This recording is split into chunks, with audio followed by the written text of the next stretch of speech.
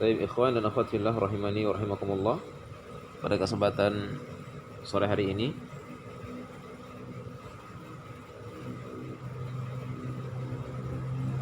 insyaallah taala kita akan melanjutkan kajian fawaid dari kitab Al-Mulakhasu fi Syarhi Kitab Tauhid. Pada kesempatan yang lalu kita sudah masuk pada halaman yang ke 10 terakhir. Sekarang kita masuk pada halaman yang ke-11.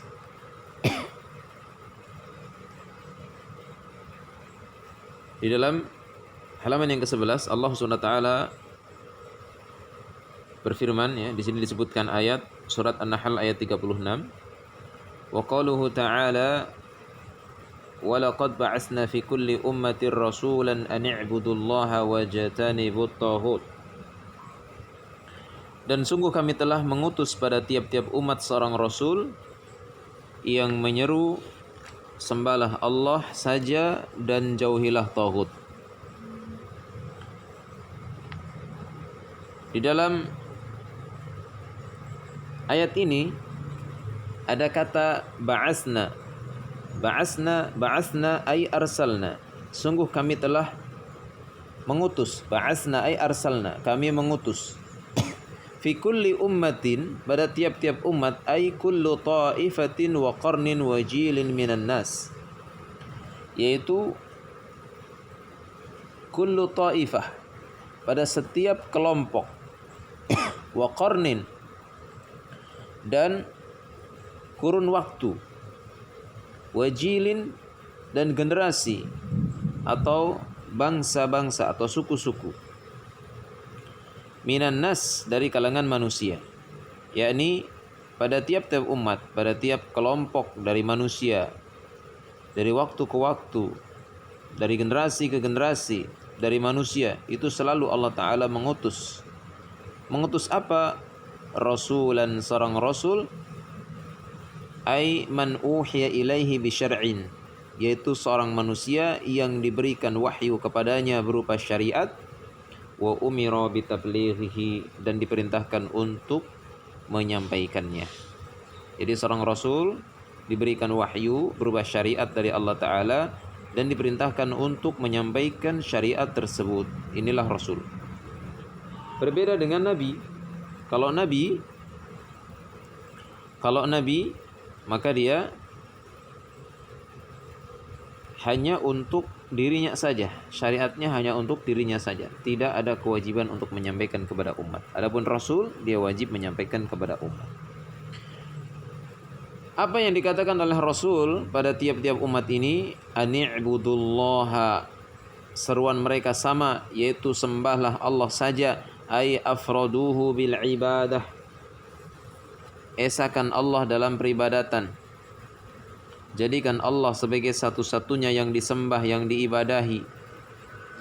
Wajtanibut taghut, wajtanibu, dan jauhilah, ay utruku wa fariqu, yaitu tinggalkan dan memisahkan dirilah, yakni tinggalkan taghut-taghut itu, memisahkan dirilah dari taghut-taghut itu. At-taghutu mushtaqqun minat tughyan. At-taghut adalah bentukan dari kata at-tughyan. Tughyan itu adalah kesewenang-wenangan, kezaliman. Wa huwa mujawazatul haddi, yaitu at-taghut adalah yang melampaui batas. Fa kullu ma 'ubida min dunillah wa huwa radin bil ibadati fa huwa taghutun. Maka segala apa yang disembah dari selain Allah dalam keadaan dia ridha untuk diibadahi, maka dialah taghut. Jadi taghut ini selain Allah disembah, dia rela ridha diibadahi, itu taghut. Seperti misalnya adalah Fir'aun, yang dia rela disembah, bahkan dia minta untuk disembah. Bahkan Fir'aun mengatakan wa ana rabbukumul a'la, dan aku adalah Tuhanmu yang paling tinggi. Ini kesombongan Fir'aun. Adapun mereka-mereka yang tidak ridha untuk disembah tidak bisa disebut taghut.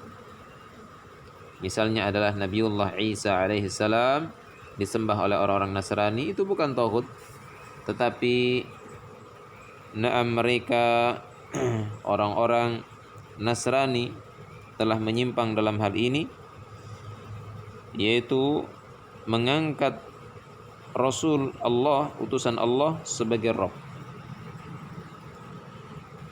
Kemudian al-ma'na al-ijmali lil ayah, makna global ayat ini, anna Allah subhanahu wa ta'ala yukhbiru annahu arsala fi kulli ta'ifatin wa qarnin minan nasi rasulan. Bahwasanya Allah subhanahu wa ta'ala mengkhabarkan bahwasanya Allah mengutus pada tiap-tiap kelompok, pada tiap-tiap kurun waktu dari kalangan manusia itu seorang rasul. Jadi dari generasi ke generasi, dari waktu ke waktu Allah terus mengutus utusan-utusannya. Dalam rangka apa? Yad'uuhum ila ibadatillahi wahdah. Dalam rangka utusan tersebut menyeru mereka, mengajak mereka untuk penyembahan atau peribadahan hanya kepada Allah semata.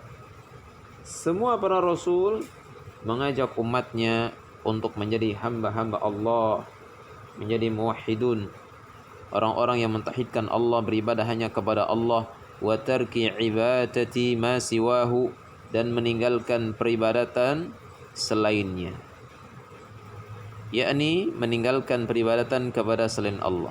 Falam yazal yursalur rusula ila an-nasi bidzalika mundu hadatsa syirku fi bani Adam fi ahdi Nuhin ila an khatamahum bi Muhammadin sallallahu alaihi wasallam.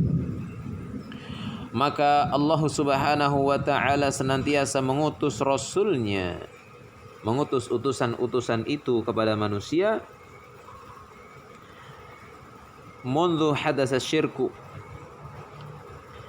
Allah subhanahu wa ta'ala mengutus utusannya kepada manusia dengan hal tersebut, bidzalika, yakni dengan perkara tauhid. Mundu hadatsa syirku fi bani Adam, semenjak terjadinya kesyirikan di tengah-tengah Bani Adam, yakni di kalangan manusia. Fi ahdi Nuhin, yaitu di zamannya Nabi Nuh atau di masanya Nuh, ila an khatamahum bi Muhammadin sallallahu alaihi wasallam, sampai Allah menutup risalah atau menutup utusannya dengan Nabi kita Muhammad sallallahu alaihi wasallam. Jadi jamaah rahmati Allah taala, kesyirikan ini terjadi pertama kali di zaman Nabi Nuh alaihi salam, dan rasul yang pertama adalah Nuh alaihi salam, karena Nuh alaihi salam diperintahkan untuk mengajarkan syariat dari apa yang diwahyukan kepadanya untuk diajarkan kepada manusia yang mereka sudah melakukan penyimpangan-penyimpangan, di mana mereka menjadikan Wad, Suwa, Yahus, Ya'uq, Nasr sebagai sembahan, padahal mereka adalah orang-orang saleh. Lalu mereka jadikan patung-patung dan mereka sembah. Dan ini adalah peran daripada syaitan di dalam menyesatkan umat manusia. Nas'alullah ta'ala as-salamata wal afiyah. Munasabatul ayati lil bab, keterkaitan atau korelasi atau hubungan ayat dengan bab yang sedang dibahas. Anna da'wata ila at-tauhid wan nahy 'anil syirki hiya muhimmatu jami'ir rusuli wa atba'ihim. Bahwasanya dakwah kepada tauhid, mengajak manusia kepada tauhid dan melarang manusia dari kesyirikan adalah perkara yang penting, muhimmah, atau adalah tugas semua para rasul dan pengikut-pengikut mereka, yakni bukan hanya para rasul yang mendakwahkan tauhid dan melarang kesyirikan, bahkan kita yang mengaku sebagai pengikutnya, sebagai umatnya, umat Nabi Muhammad sallallahu alaihi wasallam, kita juga harus berdakwah. Tugas kita dakwah kepada tauhid, melarang kesyirikan. Nah, dan ini adalah pekerjaan yang mulia.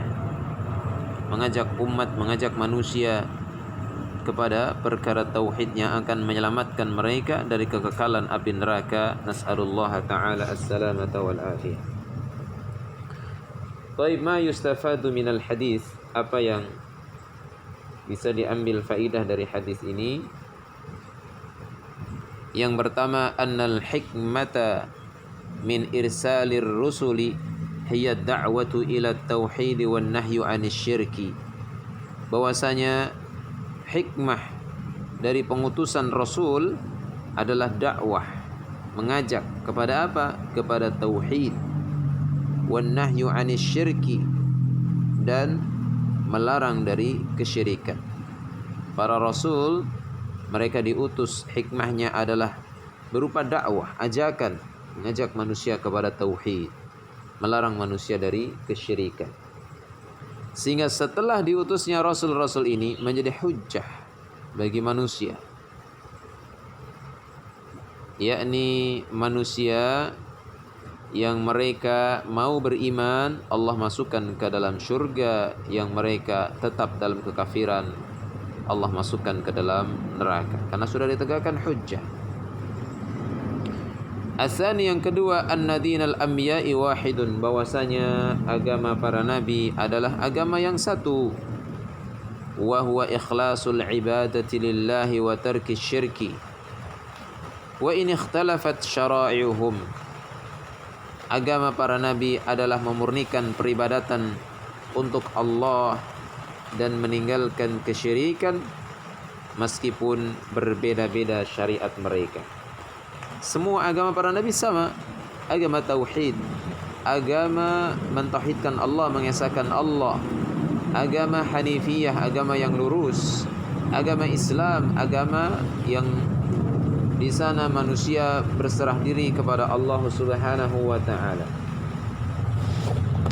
memurnikan ibadah hanya kepada Allah, meninggalkan kesyirikan meskipun berbeda-beda syariatnya. Misalnya adalah cara salatnya Nabi Sulaiman dengan cara salatnya Nabi kita Muhammad sallallahu alaihi wasallam tentu berbeda. Ya, atau cara puasanya dan seterusnya, syariatnya berbeda, tapi inti ajarannya satu, yaitu mentauhidkan Allah Subhanahu wa taala. Ats-tsalitsu, yang ketiga, anna risalata 'ammat kullal umam wa qamatil hujjatu 'ala kullil ibad. Yang ketiga, bahwasanya risalah ini 'ammat kullal umam, yakni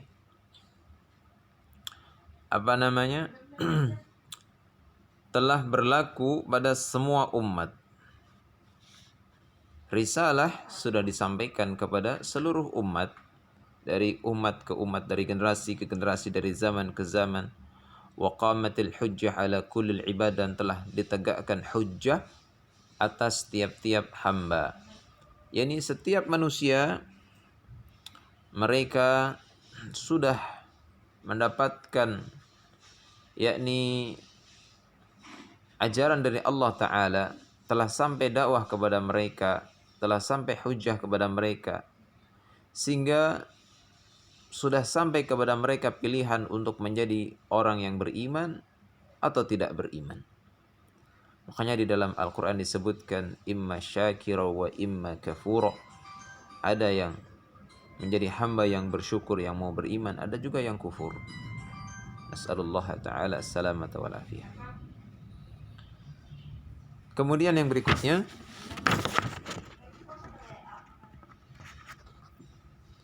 yakni yang keempat, ya. Nah, yang keempat, azmu sya'ni tauhid wa annahu wajibun ala jami'il umam. Faedah yang keempat adalah besarnya kedudukan tauhid, dan bahwasanya tauhid adalah perkara yang wajib atas seluruh umat, yakni setiap umat harus mentauhidkan Allah Ta'ala ketika mereka mau selamat dari kekekalan neraka. Karena mereka yang melakukan kesyirikan sudah dipastikan menjadi penghuni neraka dan kekal di dalamnya selama-lamanya, faliyadzubillah. Sebagaimana ini disebutkan di dalam Al-Quran, Innal ladzina kafaru min ahlil kitabi wal musyrikin fi nari jahannam khalidina fiha ulaika hum syarrul bariyah. Ini dalam surat Al-Bayyinah ayat 5. Allah Ta'ala berfirman, sesungguhnya orang-orang kafir dari kalangan ahli kitab dan orang-orang musyrik berada di dalam neraka, kekal di dalamnya selama-lamanya. Merekalah seburuk-buruk makhluk, fal'iyadzubillah. Jadi kedudukan tauhid ini sangat penting. Karena itu dakwah kepada tauhid inilah dakwah yang sangat penting, yang menyelamatkan umat, menyelamatkan manusia dari kekekalan api neraka. Dan ini perkara yang wajib atas seluruh umat. Kalau seorang manusia, fal'iyadzubillah, dia terjatuh dalam kesyirikan dan tidak bertaubat lalu mati dalam syirik, ya, atau dia mati dalam keadaan kekufuran, maka dia akan kekal di dalam neraka, fal'iyadzubillah. Dan ini adalah kerugian yang besar. Karena Allah Ta'ala haramkan syurga bagi mereka-mereka yang melakukan kesyirikan. Sebagaimana firman Allah Ta'ala, innahu man yusyrik billah faqad harramallahu alaihi al-jannah wa ma'wahu an-nar wa ma lidh-dhalimin min ansar. Sesungguhnya orang yang menyekutukan Allah, berbuat syirik kepada Allah, maka sungguh Allah telah haramkan baginya syurga dan tempat kembalinya adalah neraka, dan tidak ada seorang penolong pun bagi orang-orang yang zalim. Faliyadzubillah. Taib. Berikutnya al-khamis, faedah yang kelima, fil ayati ma fi la ilaha illallah minan nafyi wal isbat. Di dalam ayat, yaitu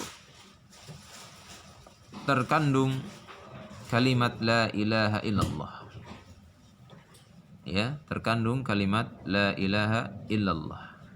Minan nafyi wal isbat, yaitu adanya peniadaan dan penetapan. La ilaha, tidak ada ilah yang berhak disembah. Ini peniadaan, an-nafyu. Illallah, kecuali Allah, ini adalah penetapan. Di dalam ayat disebutkan ani'budullaha, sembahlah Allah saja. Di situ adalah illallah. Wajtanibut taghut, dan tinggalkan taghut. Di situ adalah maknanya la ilaha. Jadi di dalam ayat tersebut ada kandungan makna la ilaha illallah. Fadallat ala annahu la yastaqimu tauhidu illa bihima jami'an. Maka ini menunjukkan bahwasanya tidaklah lurus, tidaklah benar, tidaklah tegak tauhid, ya, tidaklah tegak tauhid itu kecuali dengan keduanya sekaligus. Yakni harus ada an-nafyu dan ada isbat. Ada peniadaan dan ada penetapan. Meniadakan segala sesembahan yang batil. Meniadakan sembahan-sembahan selain Allah dan menetapkan satu-satunya yang berhak disembah hanya Allah Ta'ala.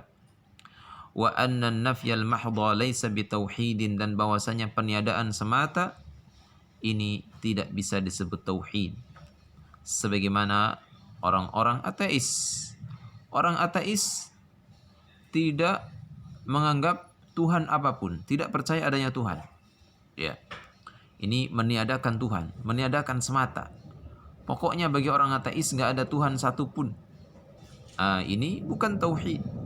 Wal isbatal mahdha laysa bitauhidin, dan menetapkan semata juga bukan disebut tauhid.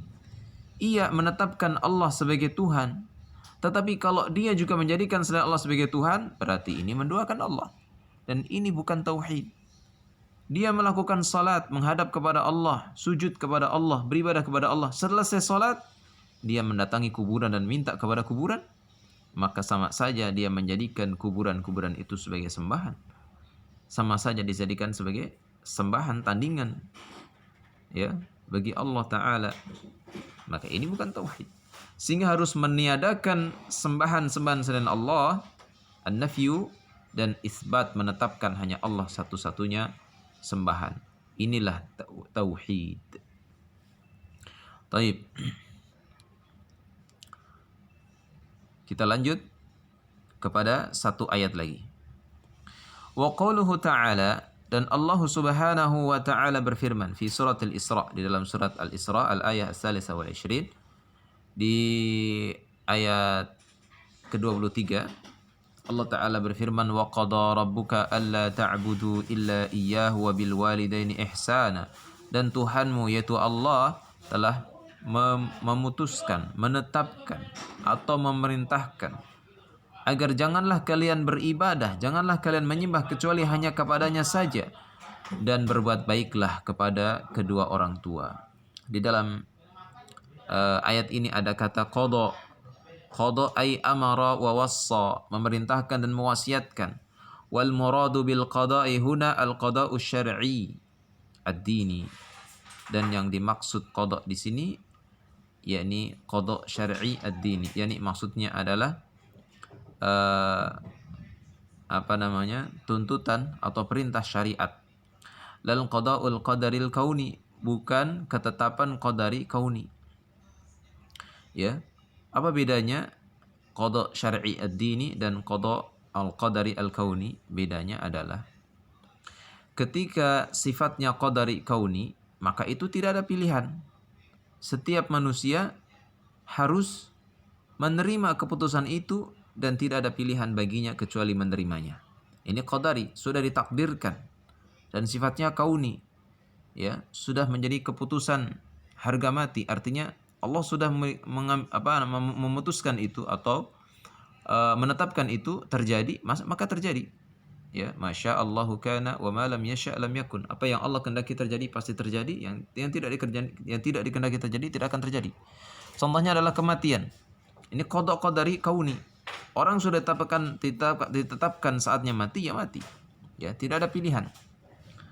Berbeda dengan qada syar'i ad-dini. Ini adalah ketetapan yang sifatnya syariat dalam agama, yakni dia bisa memilih mau jadi muslim apa kafir, mau jadi muwahhid apa musyrik, mau jadi ahlu sunnah apa ahlu bid'ah. Dia bisa memilih itu.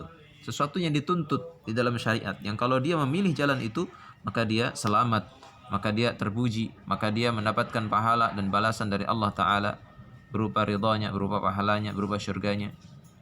Nah, jadi qada yang dimaksud di sini adalah perintah, ya, ketetapan syariat yang sifatnya adalah perintah. Iya. Allah menetapkan, yakni Allah memerintahkan. Ya, Tuhanmu memerintahkan janganlah kamu menyembah kecuali hanya kepadanya saja, dan berbuat baiklah kepada kedua orang tua. Rabbuka ay ar-rabb huwal malik al-mutasarrif. Rabb, ya, Rabb pemilik. Dialah al-malik al-mutasarrif. Dialah sang raja al-malik al-mutasarrif, yang mengatur segalanya. Alladzi rabba jami'al alamin bi ni'mati, yang mengurus seluruh alam dengan nikmatnya. Allah Ta'ala yang memelihara seluruh alam. Begitu sempurna, begitu tertata, begitu rapih, teratur. Ya, itulah Allah SWT yang mengaturnya. Alla ta'budu illa iyyah, janganlah kalian menyembah kecuali hanya kepadanya. Ai an ta'buduhu wa la ta'budu ghairah, yakni hendaklah kalian menyembahnya, jadikan dia sebagai satu-satunya sembahan, dan janganlah kalian menyembah kepada selainnya. Wabil walidaini ihsana, dan berbuat baik kepada kedua orang tua. Ai wa qada an tuhsinu bil walidaini ihsana, dan Allah menetapkan atau memerintahkan agar kalian berbuat baik kepada kedua orang tua. Kama qada an ta'budu, sebagaimana Allah perintahkan agar kalian menyembahnya. Wala ta'budu ghairah, dan agar jangan kalian menyembah kepada selainnya. Iya, jadi ini betapa agungnya, betapa besarnya pahala berbakti kepada orang tua. Sampai-sampai Allah menggandengkan perintah berbakti kepada orang tua ini dengan perintah tauhid. Berarti orang yang sudah bertauhid, harusnya dia adalah orang yang paling perhatian di dalam perkara berbakti kepada orang tua. Al-ma'na al-ijmali lil ayah, makna global terhadap ayat ini. Al-ikhbaru anna Allah subhanahu wa ta'ala amara wa wassa ala alsuni rusulih ayyu'bada wahdahu duna ma siwah. Ayat ini mengkhabarkan bahwasanya Allah Ta'ala memerintahkan, mewasiatkan melalui lisan-lisan para rasulnya agar supaya Allah disembah, ya, disembah, diibadahi satu-satunya, duna ma siwa, tanpa selainnya. Yani tidak boleh menyembah kepada selain Allah, menyembah hanya kepada Allah semata. Wa an yuhsinal waladu ila walidayhi ihsanan bil qawli wal fi'li, dan agar supaya manusia itu berbuat baik, yakni seorang anak hendaklah berbuat baik kepada kedua orang tuanya, ya, dengan perkataan dan perbuatan. Wala yusi'u ilaihima, dan jangan berbuat buruk kepada keduanya, jangan durhaka kepada keduanya. Li'annahuma alladhani qama bi tarbiyatihi fi hali sigharihi wa dha'fihi, karena kedua orang tuanya itulah yang telah, ya, mengasuhnya, mendidiknya atau mengurusnya dari, ya, kondisi masa kecilnya dan juga masa lemahnya, hatta qawiya washtadda, sampai kemudian dia kuat dan perkasa. Ya, orang tuanya punya peran besar, ya, membimbing, membesarkan, mengasuh, ya kan? Nah, sehingga orang tua punya hak yang besar untuk kemudian diperlakukan dengan baik. Munasabatul ayat lil bab,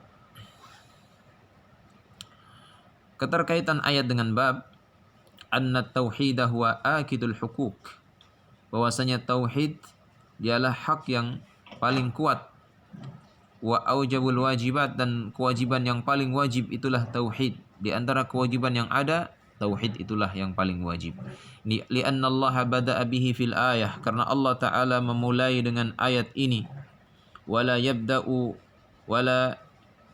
yabtadi'u illa bil ahammi fal aham, dan Allah tidak mengawali kecuali dengan yang paling penting, kemudian yang terpenting berikutnya, yakni yang paling penting, ya, dari hal-hal yang penting adalah tauhid.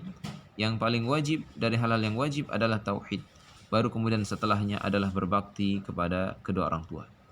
Taib, tentang masalah berbakti kepada orang tua, di sini disebutkan di dalam catatan kaki, ya, disebutkan tentang hadis dari Abi Bakrah radhiyallahu anhu, ya, qala, ia berkata, qala Nabi sallallahu alaihi wasallam, Nabi sallallahu alaihi wasallam bersabda, ala unabbiukum bi akbaril kabair, maukah kalian aku beritahukan tentang dosa-dosa yang paling besar?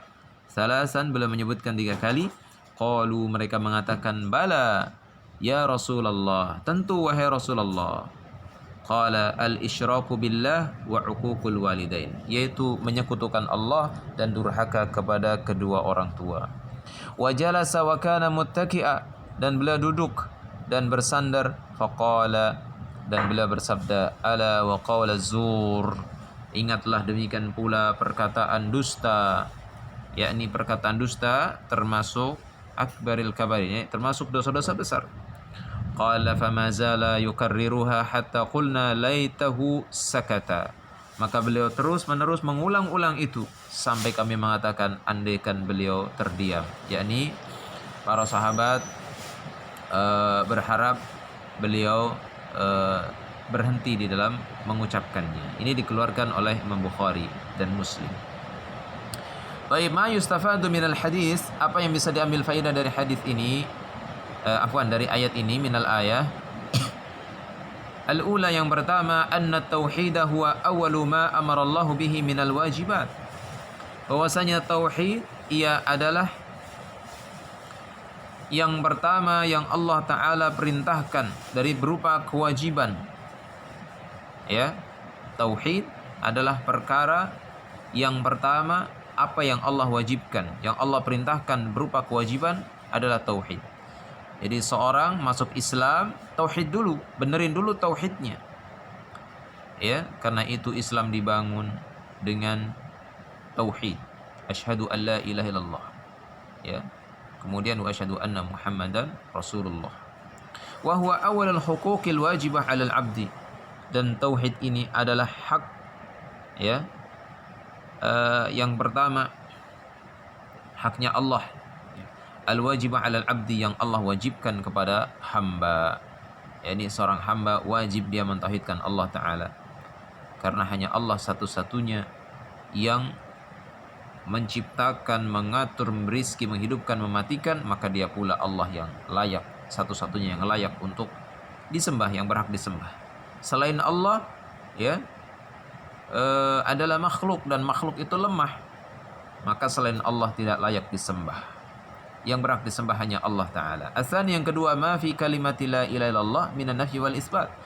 Apa yang terkandung dalam kalimat la ilallah ini adalah berupa an-nafyu wal isbat, yaitu peniadaan dan penetapan.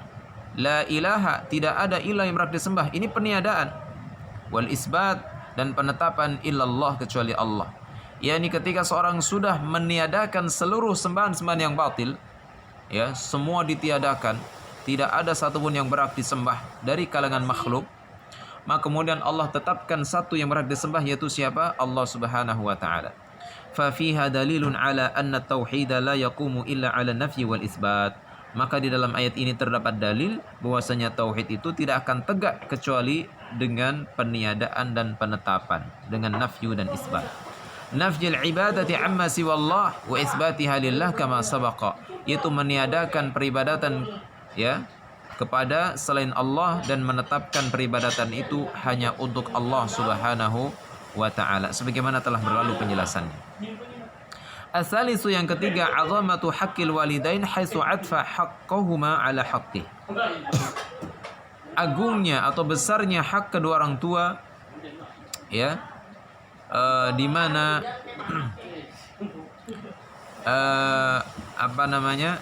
hak keduanya itu lebih didahulukan daripada hak yang lain, atau hak kedua orang tua ini itu melebihi hak dirinya. Wa ja'a fil martabati tsaniyah, dan hak kedua orang tua ini datang pada urutan yang kedua, yakni setelah Allah mewajibkan manusia untuk mentauhidkan Allah, maka mereka ada kewajiban berikutnya, yaitu berbuat baik kepada kedua orang tua. Ya. Nah, ini azamatu haqqil walidain, agungnya hak kedua orang tua. Haitsu atfa haqqahuma ala haqqi, di mana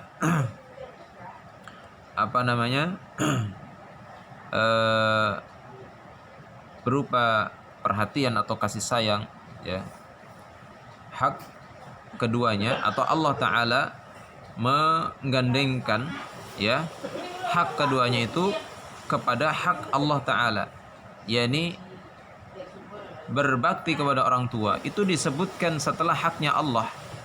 Haknya Allah adalah ditauhidkan. Setelah manusia diperintahkan untuk mentauhidkan, kemudian manusia diperintahkan untuk berbuat baik kepada kedua orang tua. Wa qadara rabbuka alla ta'budu illa iyyah wa bil walidaini ihsana.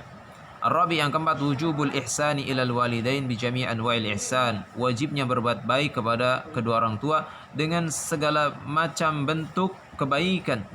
Li'annahu lam yakhussa naw'an duna naw'in, karena tidak ada pengkhususan satu jenis kebaikan kepada jenis yang lain, yakni apa saja, mau perkataan, perbuatan, perhatian, apa saja, doa, apa yang itu berupa kebaikan curahkan untuk kedua orang tua, yakni tidak ada pengkhususan, ya, apa saja berupa kebaikan lakukan, ya.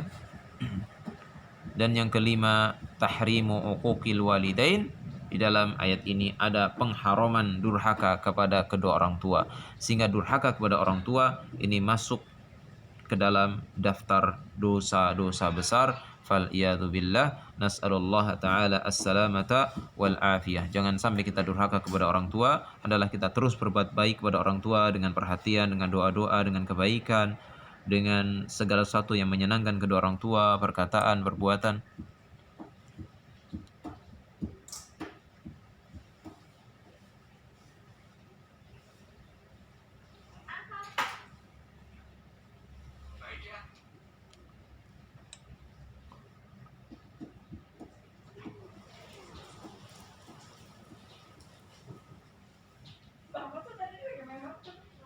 Baik, kita lanjutkan sedikit lagi.